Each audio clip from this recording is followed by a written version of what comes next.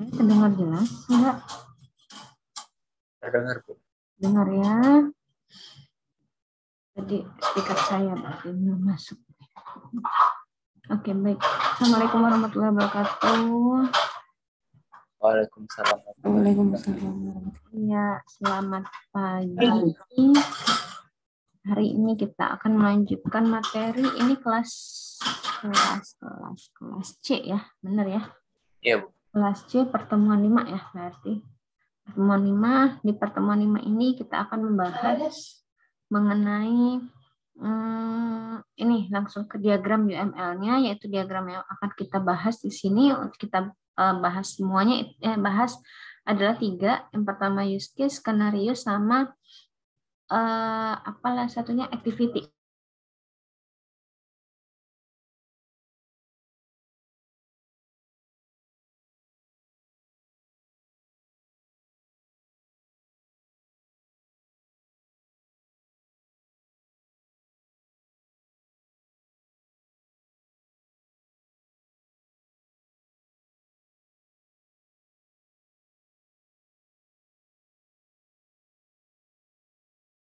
Oke, nah, jadi kita akan hari ini akan membahas 3 diagram ya. Yang pertama itu adalah use case, skenario, terus dilanjutkan sama activity. Karena 3-3 ini punya kedekatan khusus gitu, bukan.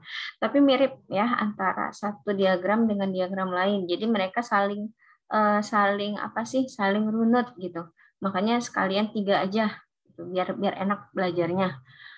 Oke, baik. Jadi agak-agak ini ya, kita agak-agak serius ya sedikit untuk hari ini, tapi tetap nanti masih ada brainstorming, masih ada apa namanya games-games sedikit gitu ya, biar nggak tegang-tegang banget. Oke, sebelum kita masuk ke materi seperti biasa, untuk hari ini kita brainstorming dulu biar nggak pusing. Sebelum berpusing-pusing ria sih sebenarnya lebih tepatnya.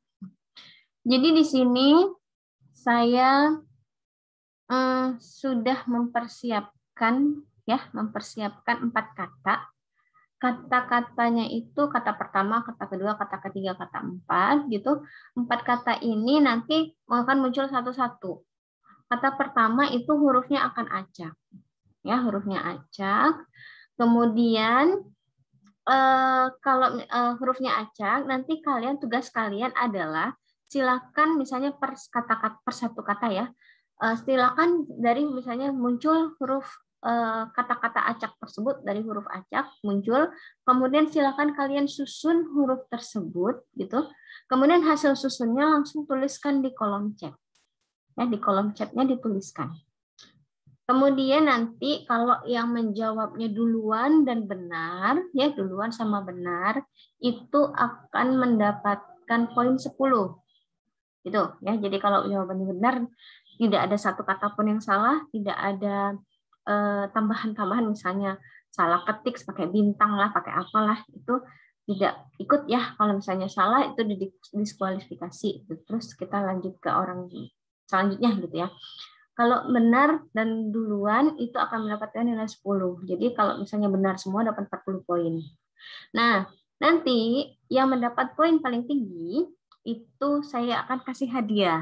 Nah, hadiahnya adalah saya kasih 10.000 ya, mau dikirim via apa boleh, nanti dikasih tahu saja ke saya gitu ya. Bukannya saya bukannya saya bagi-bagi duit, ibu ini kebanyakan uang, enggak juga sih. Tapi jangan dilihat dari totalnya, tapi lihat dari kesannya gitu ya. Dilihat dari ininya aja, pasti ya kesannya lah gitu. Cuman uang sedikit gitu ya. Jadi begitu cara mainnya, paham?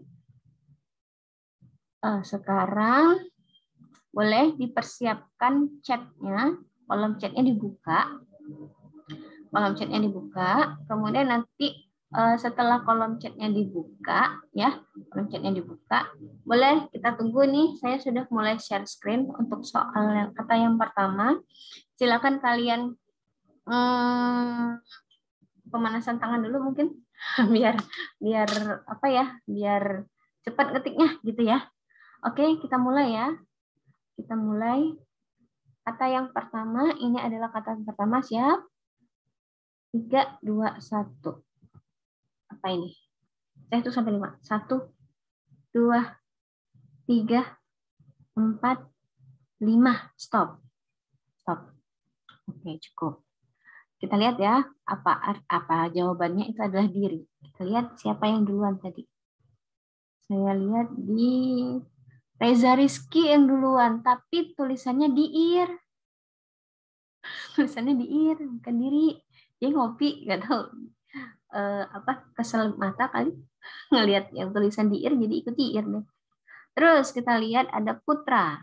Putra benar ya, diri. Jadi yang Reza tadi batal ya. Berarti Putra dapat 10 poin ya, Putra. Oke, sekarang kita lanjut ya. Yang bawah maaf ya. Kita lanjut. Kata yang kedua. Apa ini? 1, 2,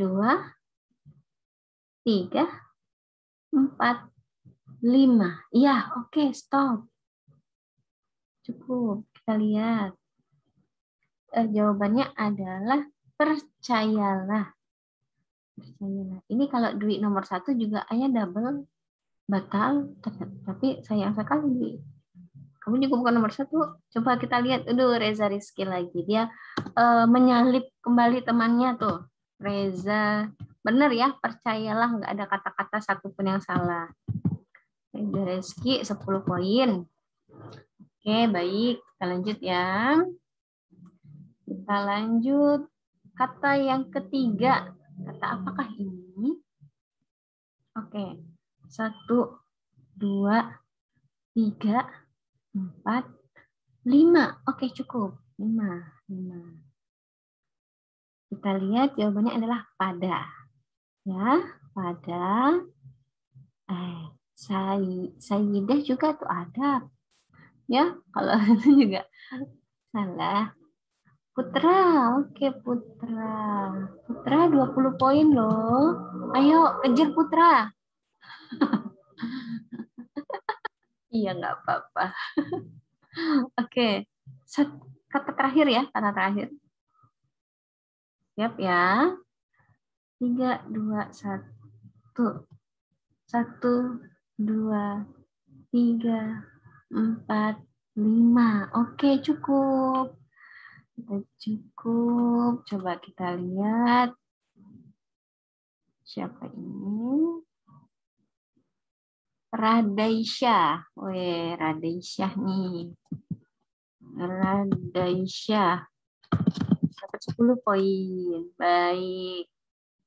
Oke, sekarang berdasarkan games tadi, Putra ya. Putra selamat. Dapat 20 poin, sedangkan Rizky 10, Radaisyah sayang sekali ya, Radaisyah sama Radaisyah 10 poin. Jadi Putra yang mendapatkan hadiahnya gitu. Nanti Putra boleh DM ke saya begitu ya. Nanti di chat di sini juga boleh, nggak apa-apa. Di chat di Zoom-nya secara pribadi boleh gitu ya. Oke, baik. Sekarang kalau kita susun itu menjadi kalimat apa? Kalimat apakah itu? Iya, benar, percayalah pada diri sendiri. Jadi kita harus percaya sama diri kita sendiri gitu. Nah, sekarang mungkin kita dengar dulu sedikit suaranya Putra. Halo Putra. Ya, halo Bu. Iya, Putra.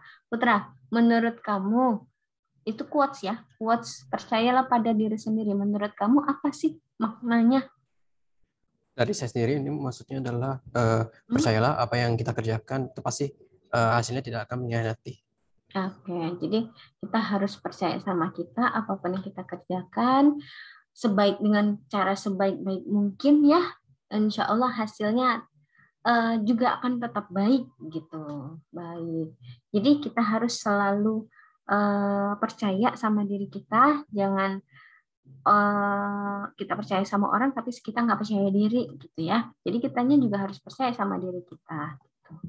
Saya punya jadi kalau kata orang itu kekuatan terbesar itu ada pada diri kita sendiri. Jadi misalnya kita menginginkan sesuatu, kita tanamkan pada diri kita. Ya, kita tanamkan pada diri kita tanamkan pada alam bawah sadar kita bahwa kita harus bisa mencapai itu yang kita mau gitu. Misalnya kalau saya harus lulus tahun 2022 misalnya.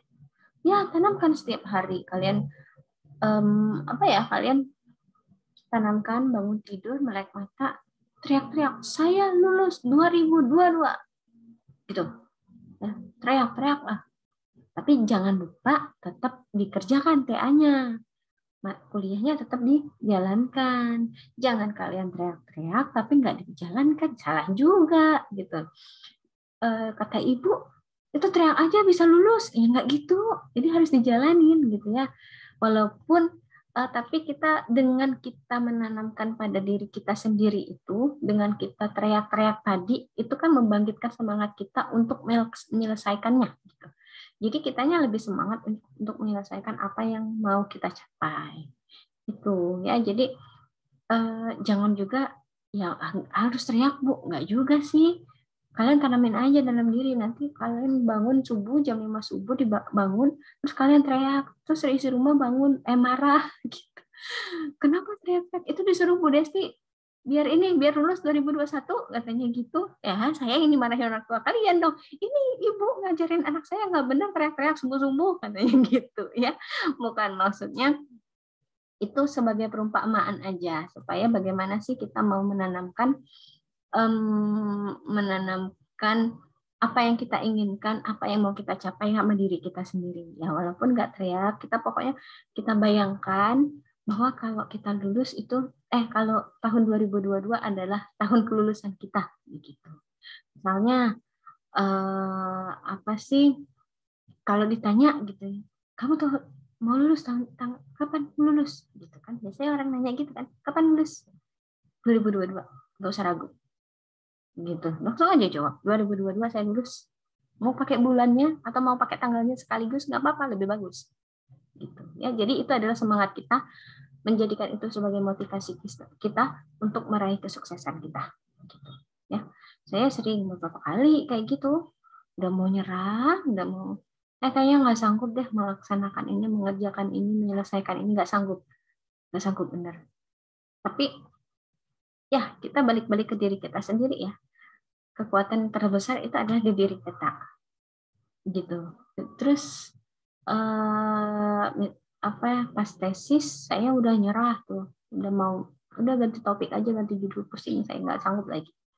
Terus akhirnya pembimbing saya ngomong, nah nggak tahu dia bisa baca pikiran saya bagaimana ya, saya nggak tahu juga, pokoknya dia ngomong pas akhir, padahal saya udah ngomong-ngomong, Bu saya mau ganti judul tapi nggak jadi gara-gara dia ngomong. Lah ini mungkin dia udah lihat muka saya, udah ngelihat laporan saya itu nggak stuck gitu ya, nggak maju-maju. Dia ngomong, kamu bisa kok nyelesain ini, saya yakin kamu bisa. Terus udah gitu, saya nggak yakin aja, masih pulang baru keinget lagi kan apa yang beliau bilang. Dia bilang, loh beliau aja yang bukan tetesan darah saya gitu ya, yang baru kenal anggap aja 1 tahun ya, selama kuliah baru kenal, terus beliau percaya sama saya bisa. Masa saya sendiri nggak percaya sih sama diri saya kalau saya bisa menyelesaikannya gitu kan, aneh.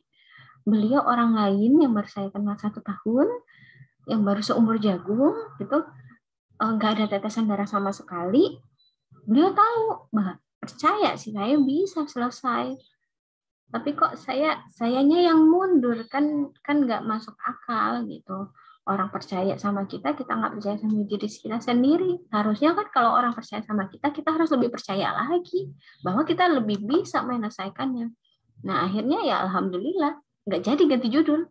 Saya cari ke sana sini, tanya, bodoh amat, nggak malu nggak malu lagi sama pembimbing tuh, tanya gini gimana, tanya sama teman segala macem gitu ya, bagaimana supaya kita bisa selesai. Alhamdulillah gitu ya. Itulah salah satu sedikit contoh dari kekuatan pikiran ya. Semoga kita selalu semangat gitu ya.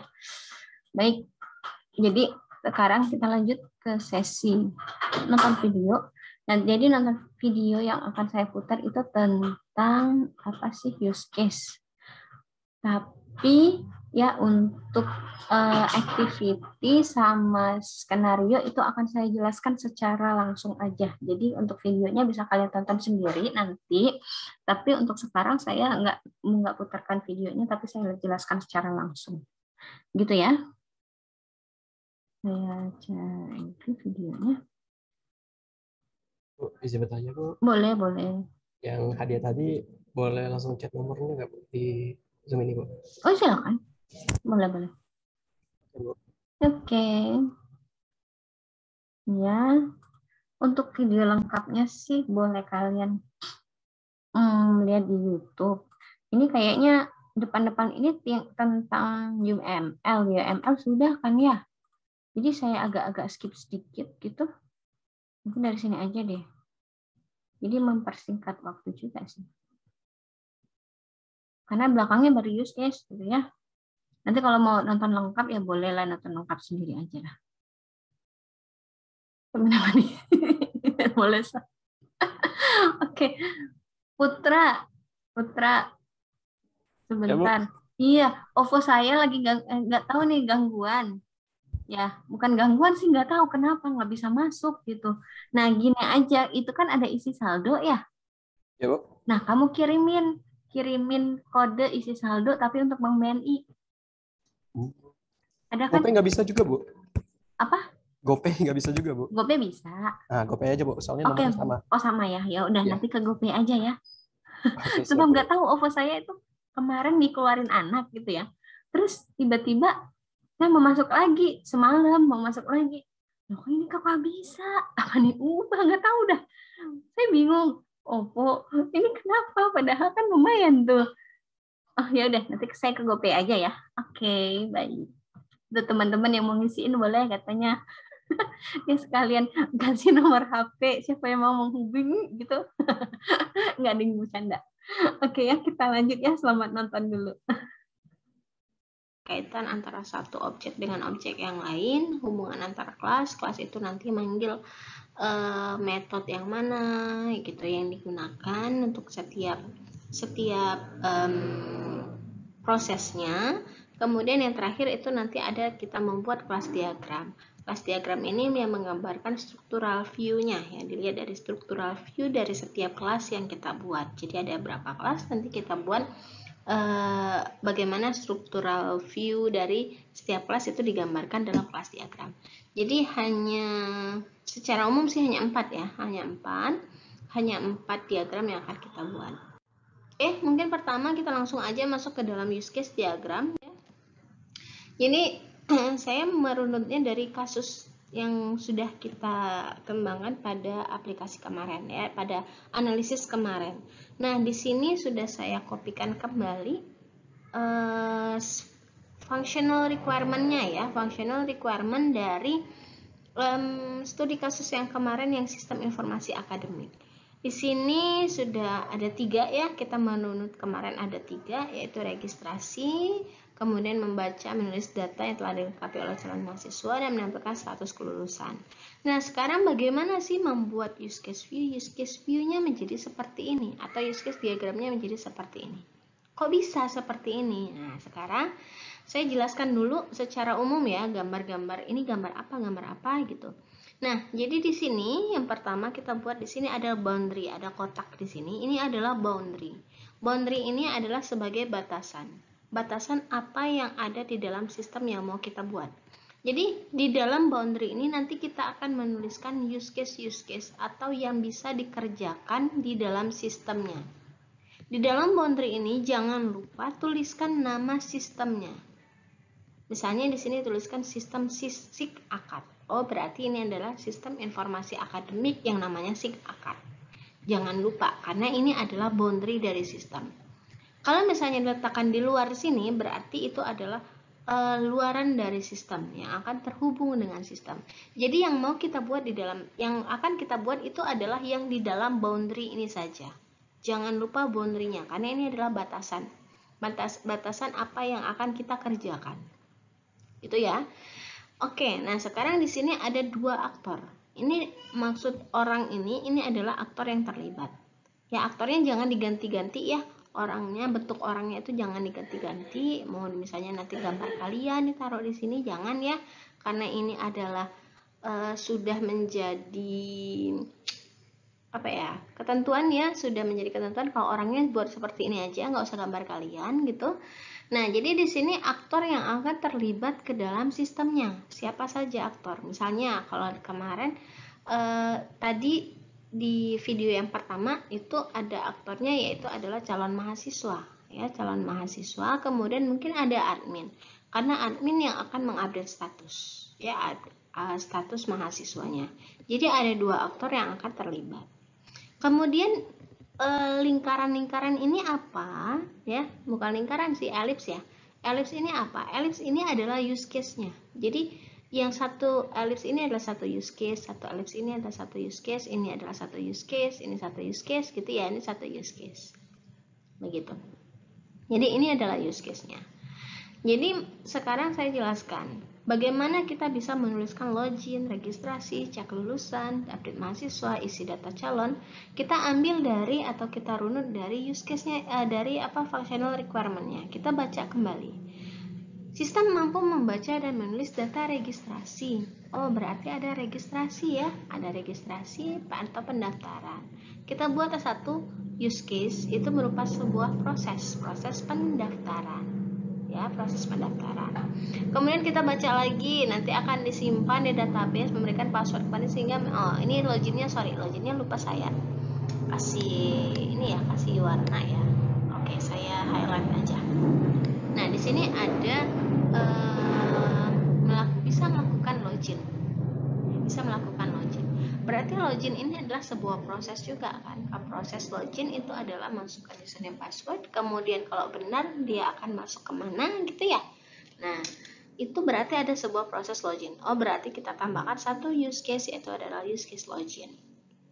Kemudian kita lanjutkan dengan ini dulu, use case yang skenario fungsional yang kedua. Data yang dilengkapi, menuliskan data yang dilengkapi oleh calon mahasiswa. Berarti dia melengkapi data, isi data calon mahasiswa. Menjadinya ke sini. Jadi yang ini tadi ya, kalau saya boleh coret-coret sedikit, sebentar. Di sini registrasi itu akan menjadi sini, itu ya. Kemudian login akan menjadi ke sini. Kemudian dilengkapi oleh calon mahasiswa, data ini akan ke sini ya, menjadi sebuah proses melengkapi data, kemudian disimpan. Nanti berarti proses untuk melengkapi data ini akan ada penyimpanan gitu. Kemudian nanti sudah disimpan ya, terus menampilkan status kelulusan. Berarti status kelulusan, cek status kelulusan kan, melihat calon status kelulusan itu menjadi di sini. Begitu. Jadi setiap kata-kata yang ada di dalam functional requirement yang menjadi sebuah proses, dia akan masuk ke dalam use case-nya. Sekarang ini oke, sudah ya. Tapi kita bisa berpikir bahwa kalau mau ngecek status kelulusan ada yang update kan? Nah, ada yang update, berarti itu adalah admin. Boleh dibuat seperti itu. Oke. Nah, sekarang saya hapus dulu, jangan bingung. Jadi setiap membuat use case-nya itu berdasarkan fungsionalnya, ya, berdasarkan functional requirement yang ada di sini. Nah, sekarang garis-garis ini apa? Garis-garis ini adalah yang bisa kalau dari aktor ya, saya lihat dari aktor dulu. Aktor ini apa yang bisa dilakukan oleh aktor? Dia adalah bisa login. Ya. Dia bisa login. Dia kalau sudah login, sudah berhasil login, baru bisa melakukan registrasi, misalnya kayak gitu. Kalau dia sudah login, dia bisa mengisi data calon mahasiswa, juga bisa mengecek kelulusan. Kalau dia login. Tapi sebelum login, dia harus apa? Dia harus registrasi. Makanya kalian lihat di sini ada include. Berarti login ini tidak bisa berjalan kalau belum registrasi. Itu artinya include. Ya, login tidak bisa jalan kalau belum ada registrasi. Itu makanya dituliskan include. Hanya ke registrasi. Kemudian maksud extend, ini sini ada extend ya. Login, kalau dia login berhasil, dia bisa melakukan isi data calon mahasiswa dan juga bisa cek kelulusan. Jadi kalau dia sudah berhasil login, baru bisa lakukan ini. Itu namanya extend. Ya, jadi menu yang sudah bisa dipilih kalau loginnya berhasil. Sedangkan cek kelulusan, dia bisa mengecek kelulusan kalau adminnya sudah ngupdate status mahasiswa, sama seperti kayak registrasi tadi ya. Dia bisa login kalau sudah registrasi. Ini juga cek kelulusan, dia bisa ngecek kelulusan kalau sudah diupdate status mahasiswanya oleh si admin, begitu. Jadi cara bacanya kayak gitu, ada include, ada extend. Jadi yang ini, kalau garis yang lurus ini menandakan aktor itu bisa mengerjakan apa ya ke dalam sistem. Kemudian ini juga sama. Nah, sekarang tinggal hubungan antara use case-nya. Ini hubungan use case-nya saling terhubung. Ya, login dia harus registrasi dulu kalau baru bisa login. Kalau sudah bisa login, dia baru bisa ngisi data calon mahasiswa, baru bisa juga cek kelulusan. Dia juga baru bisa cek kelulusan kalau datanya sudah diupdate oleh statusnya sudah diupdate oleh si admin, begitu. Jadi hubungannya.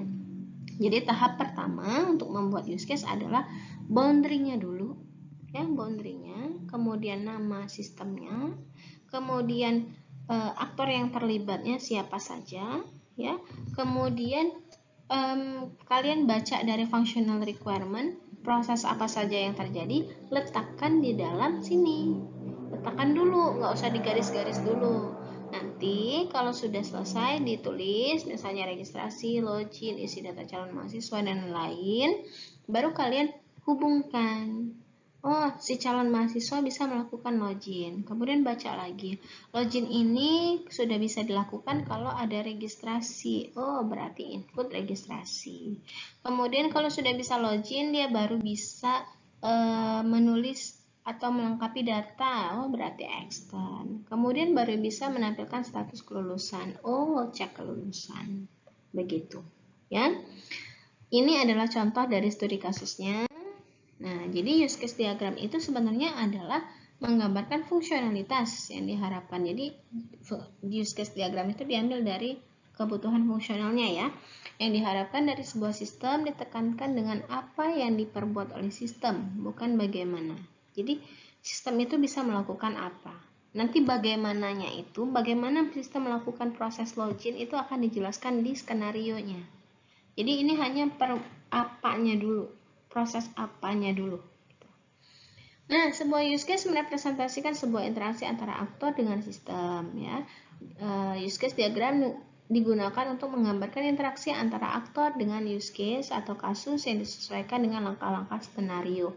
Nanti bagaimananya ini akan ke skenario ya. Apanya ini akan menjadi use case. Jadi ini ada elemen-elemen yang digunakan dalam use case, tadi sudah saya jelaskan ya. Mungkin ini adalah use case-nya. Kalau sintaknya, kemudian kalau aktornya seperti ini, kalau boundary-nya ya menjadi batasan ya, menjadi batasan. Kemudian di sini ada asosiasi. Asosiasi hubungan kalau dari aktor ke use case hubungannya biasa ya. Itu menggunakan komunikasi antar satu dengan yang lain, itu adalah garis seperti ini aja. Nanti kalau ada generalisasi atau pemecahan dari use case-nya atau generalisasi dari aktornya itu menggunakan tandanya seperti ini. Kebetulan kalau tadi nggak ada. Nah, jadi misalnya kalau saya contohkan generalisasi, misalnya nih ada apa ya? saya contohkan di sini aja, ada misalkan calon mahasiswa, ada mahasiswa. Dua-duanya kan termasuk dalam mahasiswa. Calon mahasiswa, saya buat CM gitu. Bentar. Oh, sorry. Saya buat calon mahasiswa ya. Ada juga mahasiswanya. Nah, jadi antara calon mahasiswa sama mahasiswa ini sebenarnya adalah runutan dari mahasiswa lama gitu ya, mahasiswa lama. Nah, sebenarnya calon mahasiswa sama mahasiswa lama itu adalah turunan dari mahasiswa. MHS. Nah, ini boleh dibuat generalisasi. Ya, tapi karena kita tadi hanya membahasnya calon mahasiswa, berarti kita tidak membahas mahasiswa lama ya. Jadi makanya di aktornya itu tidak dibuat generalisasi seperti itu. Oke, nah ini adalah extend ya. Extend yang sudah saya jelaskan tadi, bisa memilih pemilihan. Oh, sorry, include-nya mungkin. Ya, jadi sebenarnya ada include ya, satu lagi tadi. Nah, jadi oke, mungkin untuk penjelasan tentang use case-nya saya cukupkan sampai di sini. Kalaupun ada pertanyaan, boleh dikasih di komen. Oke, jadi untuk penjelasan sedikit tentang use case ya, saya jelaskan kembali juga. Bentar.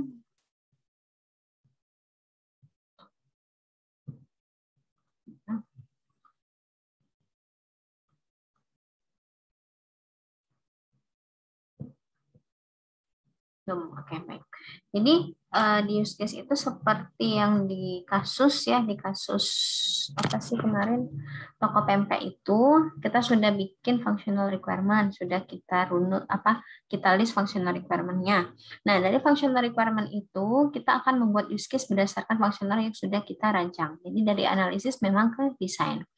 Nah, di sini langkah pertama sebenarnya ini yang paling sering suka lupa mahasiswa itu adalah membuat boundary sama nama sistemnya.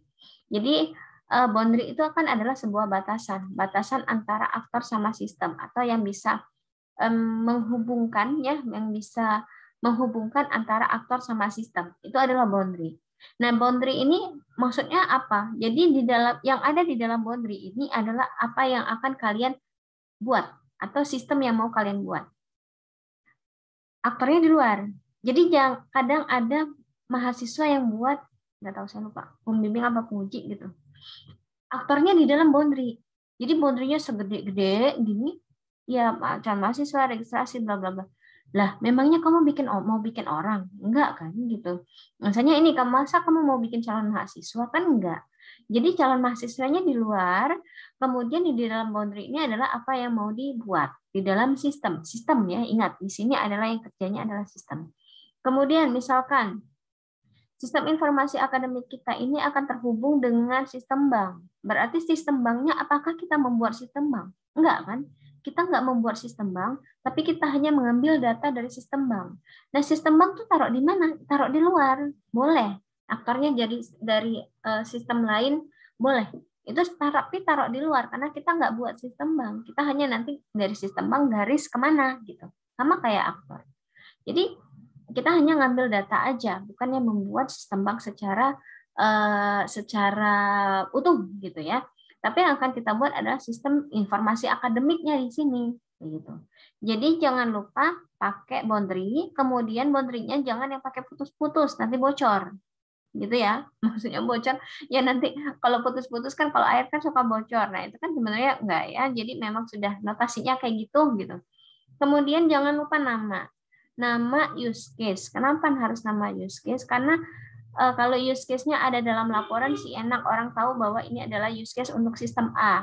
Tapi kalau misalnya kita lepas kayak gini, orang nggak tahu ini use case untuk apa. Kalau ada nama, oh orang tahu, oh ini adalah use case untuk sistem akademik.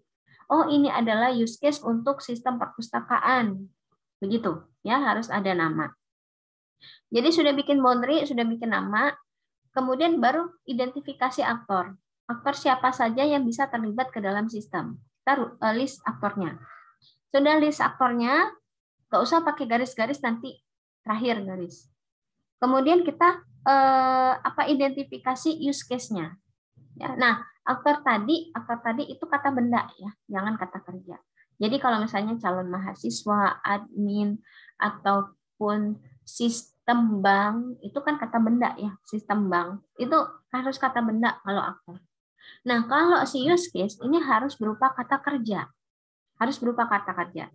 Misalnya ini ditambahkan lagi melakukan registrasi, melakukan login, ya nggak apa-apa.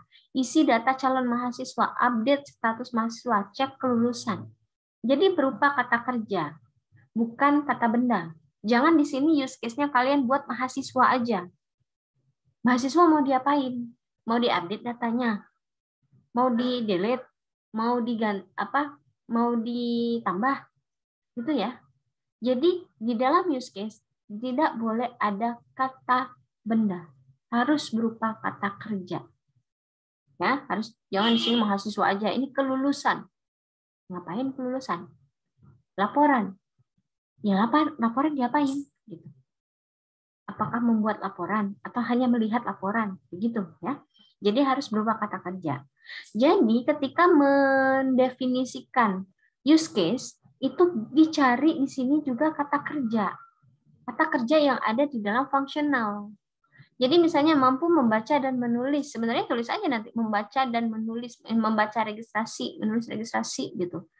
Tapi kita ganti ya, jangan membaca. Kalau sistem menerima boleh, menulis itu menjadi menyimpan. Nah gitu kan, karena sistem kan, sistem nggak nyatet, nggak punya pena dia nyimpan, menyimpan, begitu.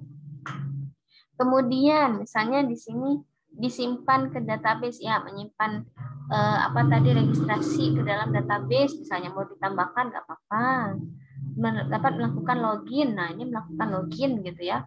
Kemudian membaca dan menulis data yang lengkap. Nah boleh ini isi data, membaca atau menampilkan isi data boleh ditambahkan gitu. Kemudian data tersebut akan disimpan, boleh menyimpan data calon mahasiswa, ditambahin di sini. Jadi ambil yang berupa kata kerjanya untuk use case. Tapi kalau untuk aktor cari yang kata bendanya. Gitu, ya. Kemudian ini menampilkan cek kelulusan ya, cek kelulusan calon mahasiswa. Begitu, ya. Jadi gampangnya kalau di dalam functional requirement yang sudah dibuat, itu kan sudah menjadi batasan ya, batasan sistem yang mau kita bentuk di dalam functional requirement itu. Untuk bikin use case-nya gampang. Aktornya cari di sini yang berupa kata bendanya apa. Untuk use case-nya apa? Cari di sini yang ada kata kerjanya apa. Kata kerja itu berupa proses berarti. Prosesnya itu akan menjadi satu use case. Nah, kemudian di sini ada hubungan. Nanti hubungannya jangan dulu, nanti biarin, pokoknya kalian list dulu bulat-bulatnya ini, oval-ovalnya ini list dulu. Isi apa-apa-apa, kemudian baru kita hubungkan. Kita ya baru dibaca secara lengkap. Misalnya memberikan password sehingga mahasiswa dapat login. Oh, mahasiswa bisa login kalau sudah registrasi. Jadi di sini harus ada include. Include itu panahnya menuju ke use case asal. Maksudnya apa? Use case asal yaitu use case yang menjadi syarat. Ya, use case yang menjadi syarat. Kayak ini. Login baru bisa dilaksanakan kalau sudah registrasi. Jadi ke use case asal. Asalnya apa? Registrasi. Gitu. Ini cek kelulusan juga. Cek kelulusan baru bisa dicek kalau sudah datanya diupdate oleh admin. Baru bisa dicek.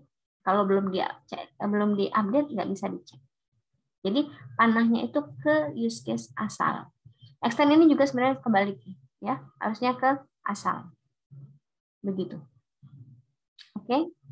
Nah, itu adalah tentang use case ya. Nanti untuk teori-teori ya sebenarnya bisa dibaca kalau teori mah. Kalau kasus yang agak susah. Saya lanjut dulu ke skenario. Skenario sebentar, baterai habis. Tunggu.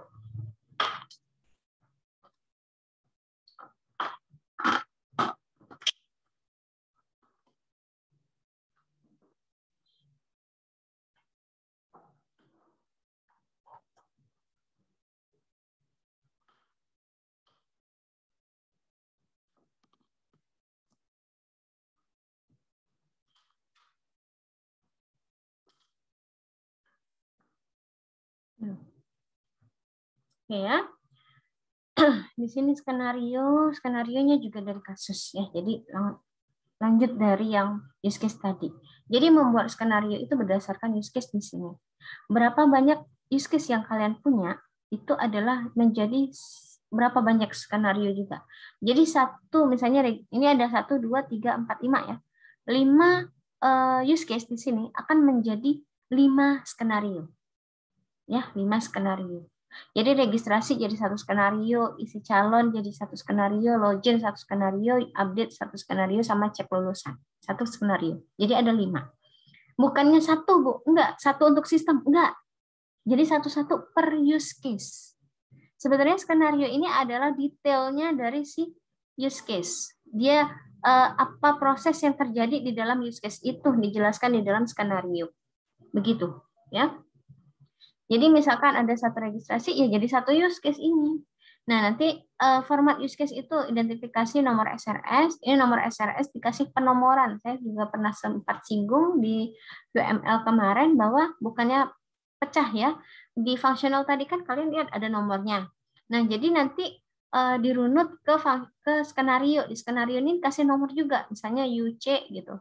Underscore biasanya nama sistem ya, SIG akad gitu, underscore 01 misalnya untuk registrasi. Nanti 02 untuk login, 03 gitu dan seterusnya. Gitu ya. Nama butir uji ini apa? Nama use case-nya. Misalnya melakukan registrasi. Aktor, siapa yang bisa melakukan registrasi? Ya, aktornya siapa? Tujuannya untuk apa? Deskripsi kondisi awal. Jadi kalau misalnya saya langsung ke sini aja mungkin ya. Kondisi awalnya seperti ini. Kalau login tadi ya, nih login. Dia bisa login kalau udah registrasi. Jadi harus sudah melakukan registrasi dulu, baru melakukan login. Jadi di sini kondisi awalnya user sudah melakukan registrasi. Gitu. Ya. Kemudian trigger itu kadang dipakai, kadang enggak sih. Jadi sebagai pemicu proses itu berjalan, misalnya klik tombol atau apa gitu. Itu trigger. Oke, kita contoh tadi. Saya mencontohkan di sini adalah use case login. Use case login berarti menjadi 1 use case ya. Misalnya nomornya 001. Namanya login ya. Tujuannya apa, deskripsi, aktornya apa, kondisi awal tadi dia sudah melakukan registrasi. Kemudian masukkan, triggernya adalah masukkan username sama password. Jadi kalau masuk username sama password ada, klik tombol, dia baru bisa melakukan proses gitu. Nah, di dalam skenario ini akan ada beberapa skenario alternatif. Ada yang utama, ada yang alternatif. Jadi maksudnya apa? Kalau login kan kalau masukin username password benar, maka dia masuk ke halaman dashboard misalnya. Atau ke halaman apa gitu. Tapi kalau dia salah, dia akan menampilkan pesan, begitu ya. Menampilkan pesan peringatan. Nah, di mana membuat seperti itu? Jadi di use case itu tidak ada kata jika. Nggak ada kata jika. Jikanya dibuat di mana, Bu? Itu dibuat di skenario utama sama di skenario alternatif. Dipisah. Ya, dipisah di dalam skenario utama sama alternatif. Jadi skenario utama kita anggap username sama password benar. Kalau kita anggap benar, berarti ketika kita masukkan username sama password, login yang dianggap benar, maka prosesnya apa yang dilakukan oleh si sistem? Melampirkan form, misalnya. Kemudian kondisi akhirnya, ini kebalik ya, kondisi akhirnya user berhasil login. Kalau skenario alternatif, jika username password salah, itu jadi skenario alternatif.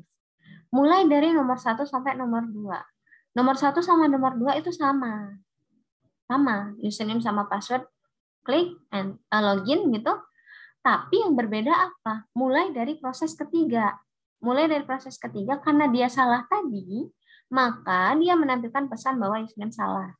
Kemudian membuka kembali form isi username dan password. Begitu. Jadi di dalam skenario ini tidak ada kata jika. Jangan sekali-sekali kalian tulis di sini tombol jika username password benar di sini. Enggak. Jikanya itu diganti menjadi skenario alternatif. Nanti jika ini akan beruntut ke activity. jika ini juga nanti ketika bikin coding, dia nanti codingnya jadi if else atau jadi case atau jadi apa gitu untuk pengkondisian. Jadi cerita dari coding itu sudah tergambar di sini. Jikanya itu nanti akan jadi ini. Kalau if username password benar maka tampil apa? Else salah dia tampil pesan gitu. Itu runturnya ke sana. Tapi sekarang ya belum ya. Jadi nah ini skenario ini ya kondisi awalnya sama. Apa? Sudah melakukan registrasi. Tapi kondisi akhirnya sama nggak? Kan ada dua skenario nih. Kondisi akhir dari yang kalau password sama username password benar apa? Dia menampilkan form. User berhasil login. Tapi kalau dia salah, kondisi akhirnya apa? Dia gagal login kan? Beda. Jadi jangan disamakan. Jangan disamakan ini kondisi awal, ini kondisi akhir di bawah sini satu. Padahal untuk skenario utama kondisi akhirnya beda, skenario alternatif hasil beda. Begitu. Ya. Itu. Kemudian boleh nggak Bu kalau punya skenario alternatif lebih dari satu? Boleh. Mau 10 juga silakan. Jadi tergantung kasusnya. Ya, tergantung apa sih use case yang mau dikembangkan. Lebih dari satu nggak apa-apa. Mau boleh nggak kalau nggak ada alternatif? Boleh aja kalau memang tidak ada. Jadi skenario utama, jadi lurus-lurus aja. Boleh. Ya, tapi harus ada skenario. Karena skenario itu alur cerita dari si use case. Gitu. Kemudian, kalau kemarin-kemarin itu saya melihat banyak kesalahan, ada yang menuliskan itu satu ini tadi apa sih skenario ini mulai dari login. Pokoknya semua use case itu dimasukkan dalam skenario ini. Enggak ya, jadi dia satu-satu. Jadi ini hanya khusus untuk login saja. Begitu, khusus untuk login saja. Apa yang dilakukan ketika dia login. Ada juga kemarin yang menuliskan gini. Ini kan loginnya, ini kan include registrasi. Jadi registrasinya dibuat lagi di sini. Enggak perlu. Registrasinya nggak perlu dibuat lagi. Nanti skenario untuk registrasi bisa dilihat di skenario registrasinya. Jadi ini memang pokoknya dia sudah registrasi. Bodoh amat dia mau registrasi kapan gitu. Pokoknya dia udah tersimpan datanya, udah tahu username sama password, udah punya. Pokoknya ini cuma untuk login. Kita nggak tahu menau lah. Pokoknya dia sudah registrasi, baru lakukan login. Jadi proses untuk registrasi itu jangan dicampurkan di sini lagi. Jadi aksi aktornya mulai dari masukkan email, masukkan username, password, masukkan nama, klik tombol registrasi. Kemudian berhasil, baru klik tombol masukkan username, password untuk login. Nggak usah dijelaskan lagi yang untuk registrasinya itu. Karena registrasi ini akan menjadi apa sih skenario lain. Ya, dijelaskan di skenario lain. Pokoknya kalau kita login ya udah, tujuannya adalah apa? Mengautentifikasi user, bukan registrasi lagi. Jadi walaupun kondisi awal kan ya include-nya harus login, harus registrasi. Iya, tapi nanti dia dijelaskan di skenario lain gitu. Ya. Kita hanya menjelaskan bahwa dia sudah registrasi. Nggak tahu dia mau registrasinya gagal berapa kali, pokoknya tahunya kita sudah dapat username sama password di sini. Langsung kita lanjutkan dengan proses login. Begitu. Ya. Itu tentang skenario. Jadi dia ada skenario ini identifikasi step ya, langkah-langkah sama kondisi, asumsi sama pernyataan harusnya. Ya. Itu tentang skenario. Baik. Kita lanjut satu lagi untuk mana? Ini dia. Activity. Oke, di sini activity. Jadi activity itu lewat apa bikinnya? Berdasarkan apa? Kalau use case tadi kan berdasarkan functional. Bikin skenario berdasarkan use case. Nah, activity berdasarkan apa? Berdasarkan skenario. Bikinnya berdasarkan skenario. Jadi dari skenario di sini yang sudah kita identifikasi akan menjadi activity. Ya, karena dia dianggap mempunyai kemiripan. Nah, kita langsung aja ke contoh nih. Ini tadi anggap aja ini adalah Tuh kan saya lagi-lagi. Oke, saya simpan dulu deh. Ini juga yang di bawah-bawah deh. Sebentar. Kemarin coret-coret masalahnya. Jadi delete row. Oke, baik, saya save. Nah, jadi ini anggap saja ini adalah tuh kan ini juga. User dan password benar.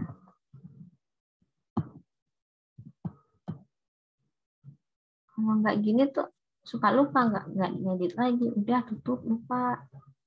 Maklum ya, udah tua. Ini salah. Oke, simpan. Oke, dah. Ini susah mengubahnya nanti dah. Nah, ini jadi untuk membuat activity itu berdasarkan di sini, berdasarkan si skenario-nya. Samanya di mana, Bu? Kalian lihat, di sini aktor kan? Di sini aktor, di sini sistem, di sini sistem. Gitu. Samanya di mana? Coba kita lihat. Aktor dimulai dari aktor kan, dia klik aktor.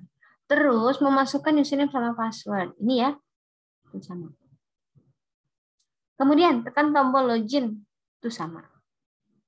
Jadi tekan tombol login. Terus lanjut. Setelah tekan tombol login, di sini kan menampilkan form. Tapi kalau dia benar, username sama password benar, baru dia tampil form. Berarti di sini ada pengkondisian. Kalau dia benar, ini ya benar nih sama, maka apa? Menampilkan form. Nih. Tuh. Good.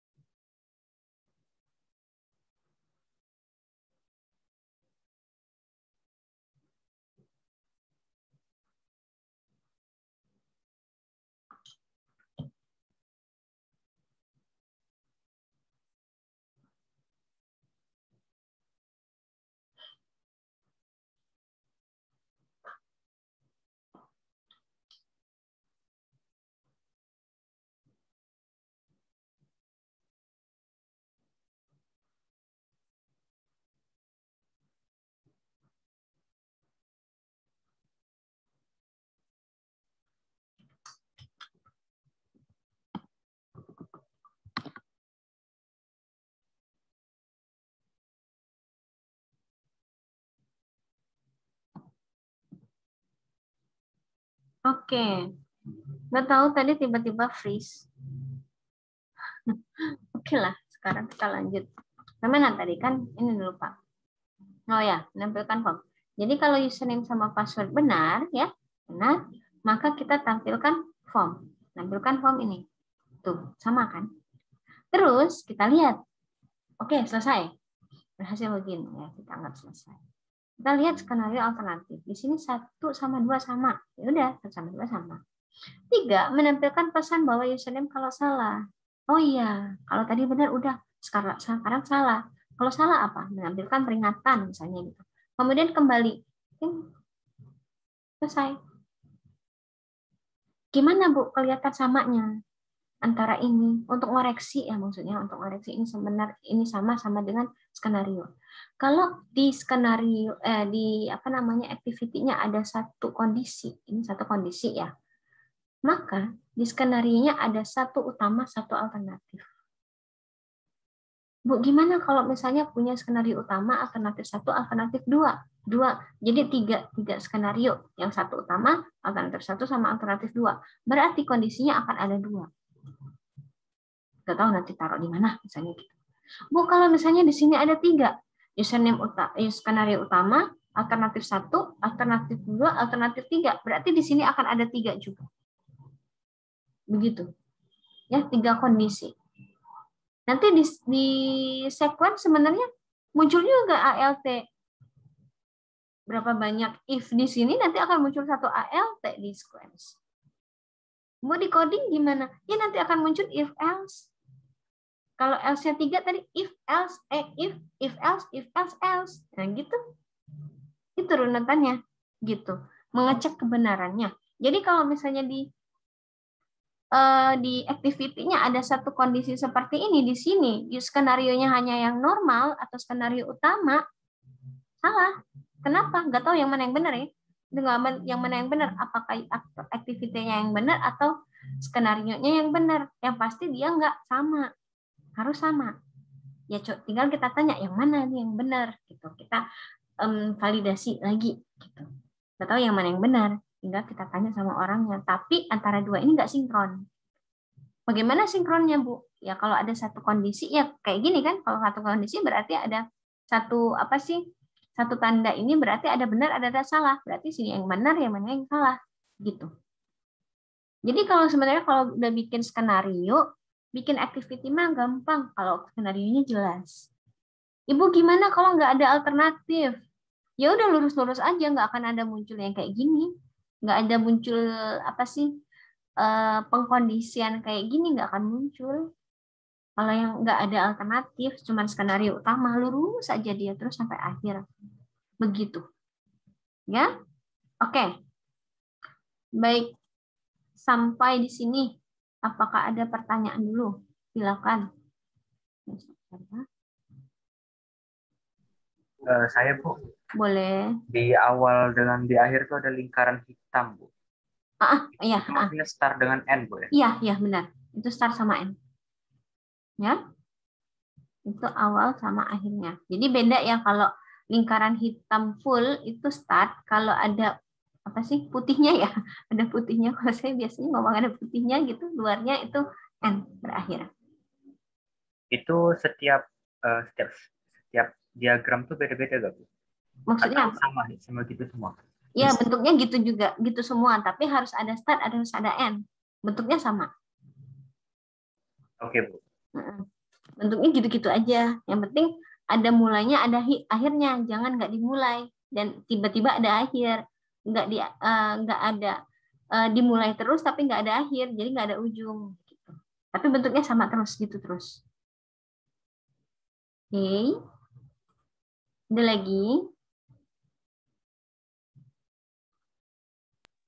Izin bertanya, Bu. Boleh. Untuk format skenario sendiri itu apakah semuanya sama? Karena sepertinya kalau saya nggak salah ingat ya, berapa kali ketemu jurnal yang ada kayak data flow dan segala macamnya itu skenario-nya tuh nggak mirip-mirip banget gitu. Iya, memang. Kadang beda-beda gitu ya. Tapi skenarionya itu intinya apa sih? Intinya itu adalah step-step. Ya, step-step. Nah, jangan lupa saya jelasin. Skenario itu nomornya dikasih ya, nomornya dikasih 1, 2, 3 gitu. Bu, misalnya 1, 2 reaksi sistem reaksi itu 3 di bawah. Boleh nggak Bu naikin atas? Nggak usah, di bawah aja. Biar kelihatan ininya alurnya gitu. Kan mubazir Bu. Iya, nggak apa-apa. Gitu ya. Jadi memang kadang beda-beda tergantung dari ngikutin yang mana, terus juga kesepakatannya gitu ya, kan beda-beda. Saya juga kalau yang punya saya ini saya pakai yang dari ITB, dari saya S2. Tapi kalau yang punya kampus itu triggernya nggak ada. Kemudian kadang kondisi akhirnya itu cuma satu. Tapi kalau kita secara rasional berpikirnya nggak mungkin kan. Skenario utama sama alternatif kondisi akhirnya satu. Kecuali kalau dia hanya skenario utama aja, iya cuma satu. Tapi kalau ada alternatif, ada yang lain kan akhirnya beda. Kalau saya lebih suka pakai yang format itu gitu. Kenapa? Karena itu tadi. Memang kalau yang kebanyakan sih kalau trigger sih jarang. Saya juga baru ketemu pas saya S2 itu. Ada triggernya. Itu jarang juga ketemu. Ya setidaknya ya kalian tahu kalau misalnya nggak pakai format itu juga nggak apa-apa sih. Tergantung format biasanya dari fakultas atau dari jurusan. Gitu. Oke, ada lagi. Izin bertanya lagi, Bu. Untuk skenario sendiri itu wajib nggak Bu kita buat setelah pembuatan use case? Habisnya kayaknya ada juga tuh yang langsung ke activity diagram biasanya. Iya. Sebenarnya sih skenario itu kalau di diagram UML sebenarnya nggak ada format sendiri ya, nggak ada skenario diagram, nggak disebutkan. Tapi kalau menurut saya wajib atau enggak ya tergantung dari, kalau saya lebih mempermudah sih kalau skenario itu. Kenapa? Karena ketika saya bikin activity, saya nggak bingung kotaknya ada berapa gitu. Saya tinggal ya udah alurnya udah jelas gitu. Daripada saya diagram, lebih baik saya kata-kata dulu kalau saya pribadi sih. Nah, lebih mudah aja sih ketika membuat diagram yang lain gitu. Mempermudah yang pertama activity, kedua nanti urut runutannya pada saat sequence ya. Dari sequence itu kalau misalnya saya bingung baca activity-nya, saya biasanya kan di dalam skenario-nya lebih detail dibandingkan di activity begitu. Lebih mempermudah aja. Nggak wajib. Tapi kalau di Unsri sih harus ada ya skenario gitu. Ya, ada lagi. Terima kasih Bu. Sama-sama. Ada lagi? Belum? Ada? Bu, izin bertanya, Bu. Boleh. Untuk activity itu perbedaannya dengan flowchart itu apa, Bu? Beda. Soalnya sama-sama mirip ya? Sama-sama ada kayak itu ya, Bu, mirip-mirip. Kalau flowchart itu ada start. Terus kalau inputnya itu pakai notasi jajar genjang. Kalau di sini semuanya pakai notasi yang kotak ataupun yang kayak ada itunya sedikit gitu, nggak ada yang jajar genjang. Kalau flowchart prosesnya itu baru yang pakai kotak, tapi kondisinya sama memang, kondisinya sama. Diakhiri bukan dengan tanda bulat ya, tapi dengan tanda tulisan N, yang atas start, yang bawah N, begitu.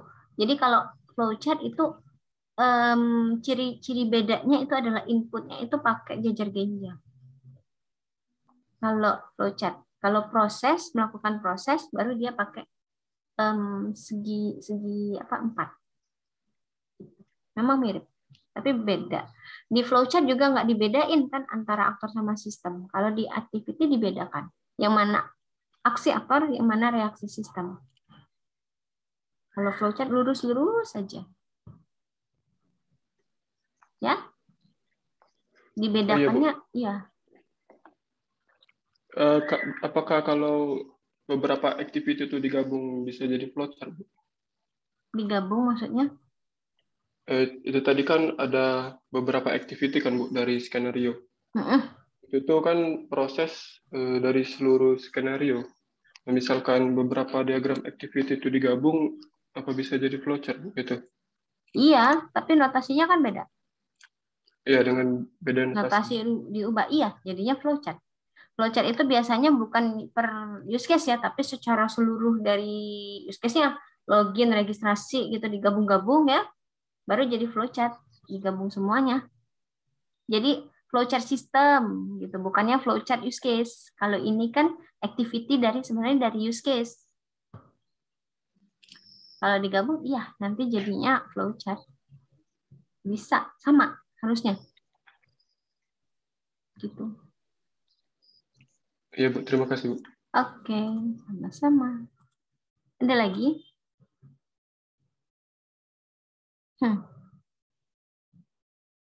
Kalau belum, kita sedikit itu sudah saya kirim Padlet. Kita sedikit ini ya.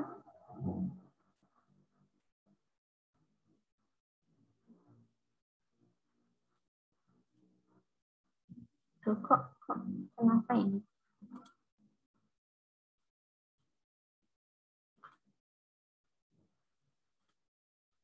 Share screen-nya.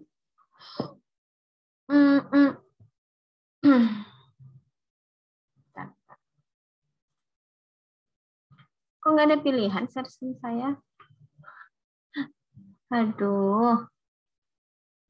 Oh, makanya dia freeze tadi. Ya udahlah. Ini ya.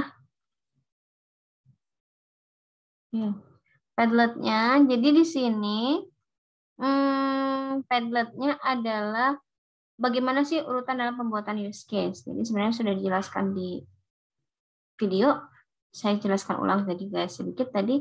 Jadi di sini sudah ada tanda garis-garis, ada tanda tambah. Cara mainnya adalah ketika klik tambah tanda tambah nanti akan muncul seperti ini ya biasa. Misalnya kalau saya mulai dengan mengidentifikasi aktor gitu ya misalnya. Saya mulai dengan mengidentifikasi aktor, kemudian saya publish, maka di sini akan muncul di sini. Kalau misalnya menurut kalian, Bu, sebelum ini ada langkah sebelumnya, tambahkan boleh di tanda tambah sebelumnya. Bu, sebelum ini nggak ada, tapi setelahnya yang ada, boleh tanda tambah sebelahnya. Gitu. Silakan. Mungkin saya silakan sambil apa nih? Ini apa? Ngisi Padlet, saya keluar dulu. Sebab ini share screen-nya nggak tahu harus seperti ini ya. Harus gini, harus full, nggak tahu deh. Oke, saya keluar dulu nanti saya balik lagi ya. Tunggu. Silakan isi Padlet-nya dulu.